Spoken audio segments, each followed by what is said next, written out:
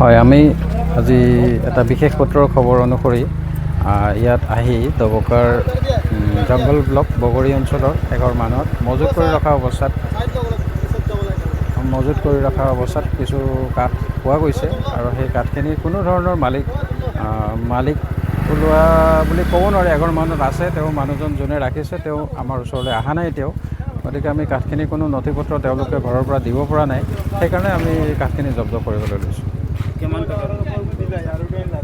1,20,000 মান আনুমানিক, এতিয়াও আমাৰ ভাল কৰি হিচাপ নিকাচ হোৱা নাই।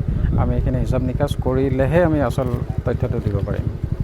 ছাৰ, আজি যিখিনি কাঠ জব্দ কৰিছে সেইখিনি কি তথ্য আপোনালোকৰ তাত আছে বা কিমান মান কাঠ জব্দ কৰিলে বা কি কাৰণে এইদৰে মজুত ৰখা হৈছিল অনুমান কৰিছে? তেওঁলোকেতো যিটো কৈছে তেওঁলোকে ঘৰৰ কামৰ কাৰণে ব্যৱহাৰৰ কাৰণে আনিছে, কিন্তু আমাৰ এইটোতো ঘৰৰ কামৰ কাৰণে থকা যেন লগা নাই।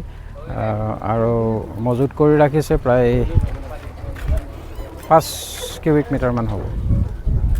এনেই অনুমানিক মূল্য কিমান মান আপুনি ধৰিব পাৰিছে ছাৰ? কিমান মান টকাৰ কাঠ ধৰি লৈছোঁ 1,20,000 মান হ'ব, বা তাতকৈ বেছিও হ'ব পাৰে বা অলপ চলপ কমো হ'ব পাৰে। ছাৰ, কাঠখিনি যে জব্দ কৰিছে কি প্ৰকাৰৰ কাঠ আছে ছাৰ? ইয়াতে আছে আপোনাৰ চেগুন আছে, গমাৰি আছে, চিধা আছে, ৰেইনট্ৰি আছে, এনেকুৱা ধৰণৰ কাঠ আছে। যিকোনো খবৰৰ বাবে যোগাযোগ কৰক আমাৰ এই নম্বৰত 9181 307 221।